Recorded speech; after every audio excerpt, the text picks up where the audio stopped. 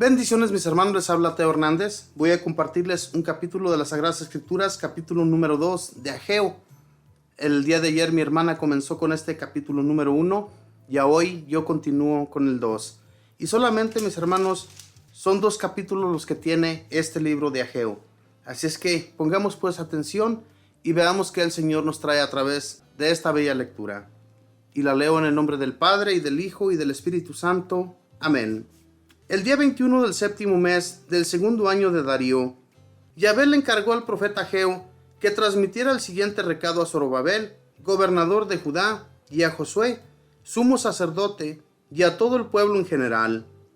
¿Vive todavía entre ustedes alguien que haya visto esta casa con el esplendor que tenía? ¿Qué es lo que ven ahora? ¿No les parece una cosa insignificante? Sin embargo, a ustedes les digo, Zorobabel, Josué, y todos ustedes, que son el pueblo del país, que no se desanimen, pónganse a trabajar, y yo estaré con ustedes. Palabra de Yahvé de los ejércitos. No tengan miedo, porque mi espíritu está entre ustedes. Esto dice Yahvé: dentro de muy poco tiempo, sacudiré los cielos y la tierra, los mares y los continentes. Sacudiré a todas las naciones, y todos sus objetos preciosos vendrán a pasar aquí, dice Yahvé. A mí el oro, a mí la plata, dice Yahvé de los ejércitos. La fama de este templo será mucho mayor que la del anterior, y en este lugar yo entregaré la paz, dice Yahvé de los ejércitos.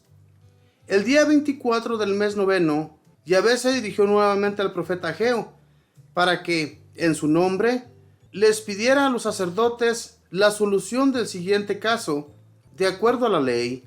Si un hombre lleva carne consagrada envuelta en un traje, y con este roza pan, comida, vino, aceite, o cualquier otro alimento, ¿quedará también todo esto consagrado? Ellos respondieron, no. Ageo prosiguió: si uno, en cambio, queda impuro por haber tocado un cadáver, y roza luego alguna de estas cosas, ¿quedarán todas impuras? Los sacerdotes dijeron esta vez sí. Entonces les dijo Ageo: así le sucedía a este pueblo, y así es esta nación delante de mí. Palabra de Yahvé. Todas sus acciones son impuras, y entonces todo lo que aquí ofrecen es impuro. Pero miren lo que sucederá a partir de hoy. Antes de que empezaran a poner piedra sobre piedra para la casa de Yahvé, ¿qué les pasaba?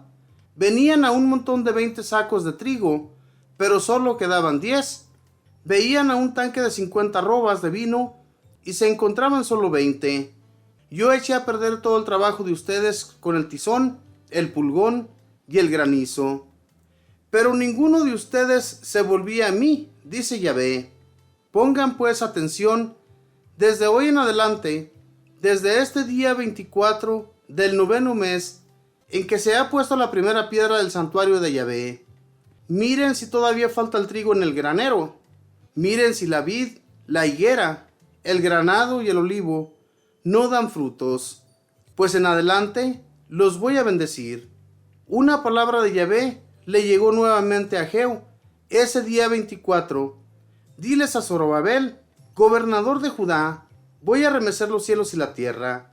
Derribaré los tronos de los reyes y destruiré el poder de las naciones.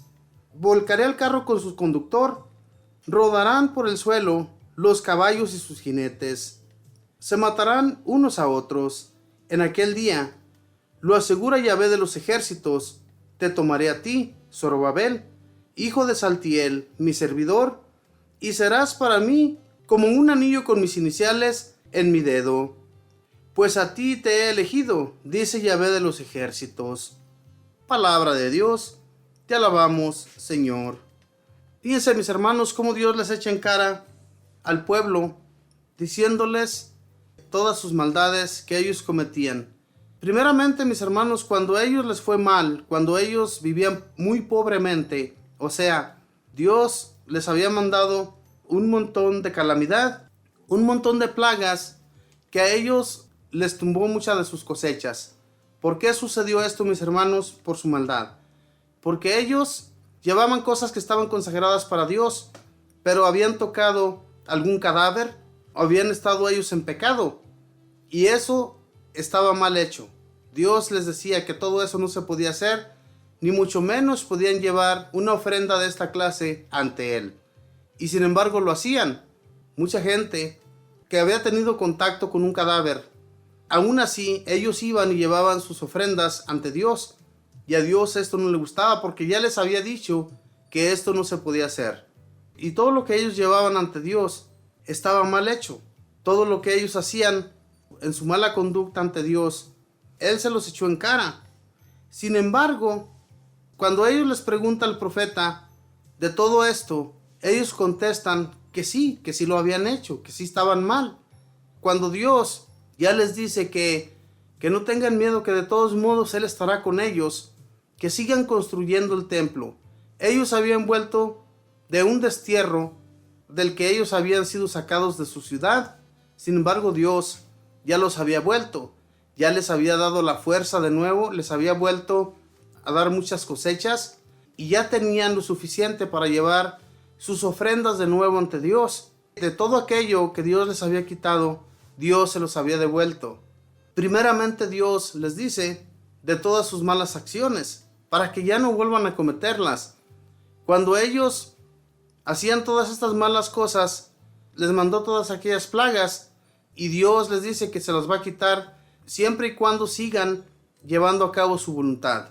Si ellos no vuelven a Dios, serán de nuevo maltratados por Él.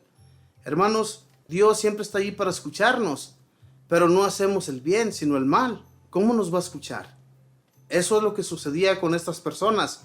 Personas que eran sacerdotes, que eran ministros, que eran gobernantes, que eran reyes, estaban totalmente torcidos. Por eso Dios les mandaba el castigo. Si nosotros queremos vivir bien, si queremos estar bien ante Dios, busquémosle de todo corazón y no como ellos lo hacían, con nuestras manos sucias, con nuestros pecados y todo aquello que a Dios no le gusta, que no le agrada. Si no le agradamos, Dios nos va a volver al camino, ya sea por las buenas o por las malas, como lo hacía con ese pueblo. Y así nos ha vuelto también a nosotros. Cuando nos va mal, el Señor nos pega duro para que volvamos al camino. Y es necesario, y no nos enojemos ni le echemos la culpa a Él por todo lo que nos sucede. La culpa es nuestra cuando le hemos fallado de mil maneras. Entonces, si queremos estar bien, hermanos, busquémosle a Dios de todo corazón, sin volverle a fallar y sin volver atrás. Si ya hemos dejado las cosas malas que nos estorbaban, busquémosle al Señor como a Él le agrada. Y así, de esa manera, vamos a perseverar nuestra vida. Nuestra vida va a estar en el Señor y el Señor va a estar entre nosotros. Eso es lo que les pedía a estas personas, ¿verdad? Sigan, les dice, sigan construyendo el templo que había sido destruido por sus mismos opresores, aquellos que los llevaron a ustedes cautivos y que quedaron aquí muchos de ellos y se encargaron de destruir totalmente el templo y la ciudad. Ustedes échenle ganas que mi espíritu va a estar con ustedes.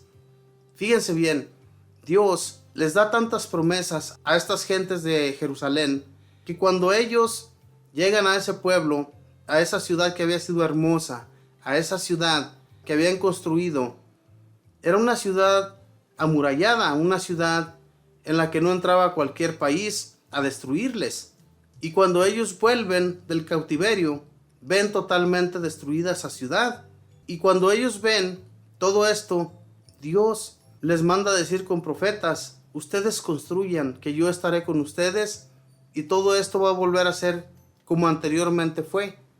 Y ellos no se desanimaron, mis hermanos, porque sabían que Dios estaba con ellos, que no iban a volver a ser desterrados de su país, siempre y cuando ellos volvieran de todo corazón y no se volvieran atrás adorando a sus dioses, dioses que no les ayudaron a ellos en nada, sino solamente a cometer el pecado y a volverles Dios el mal. Por eso, hermanos, si nosotros queremos seguir bien ante Dios, no nos dejemos arrastrar por la maldad que traemos arrastrando siempre, porque somos malos. Ya de por sí nosotros salimos, desde que nacimos, traemos esa maldad, traemos el pecado. Sabemos caer continuamente en lo que no es justo ante los ojos de Dios. Y entonces Si queremos ser sinceros con Dios, si queremos que el Señor nos siga ayudando, nos siga transformando de mil maneras al bien, entonces sigámosle y no nos dejemos arrastrar por nada que a nosotros nos estorbe, como les estorbaba a estas personas. Dios les dice, si ustedes me traen sus ofrendas bien, sin que hayan tenido contacto con algún difunto, ni hayan hecho el mal con alguna mujer, o sea, que se hubieran metido con una mujer con regla, o con una mujer que no era su esposa, o con algo así, mis hermanos, Dios los iba a perdonar. ¿Y qué es lo que hoy en la actualidad cometemos, mis hermanos? Toda clase de maldad. Y entonces, pues, ¿cómo vamos a ser ayudados por Dios? ¿Nos merecemos la ayuda de Él? En realidad, nos preguntamos en nuestra mente si estamos bien ante Él para seguir recibiendo su protección. Pensemos bien en qué estamos fallando, en qué le hemos estado cometiendo tanto daño a nuestros hermanos. Y entonces el bien va a volver a nosotros. Pero mientras sigamos del mismo modo, mientras sigamos cometiendo toda clase de maldades, el Dios que nos ayuda ya no nos ayudará, como le sucedió a esta nación de Jerusalén e Israel. Por eso, sigámosle a Dios de todo corazón, mis hermanos.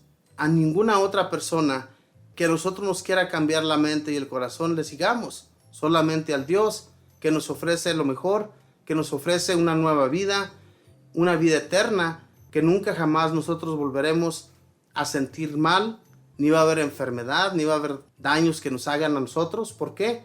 Porque vamos a estar presentes ante Dios en una gloria eterna. Eso es lo que nos vamos a ganar, eso es lo que estamos construyendo cuando nos acercamos a Dios. Lo que ellos construían era un templo, era una ciudad que estaba totalmente arruinada por su maldad. Ahora bien, nosotros echémosle ganas para que el Señor, que nos ofreció una gloria eterna, sea esa la gloria a la que lleguemos. Que Dios les bendiga, que pasen un feliz día.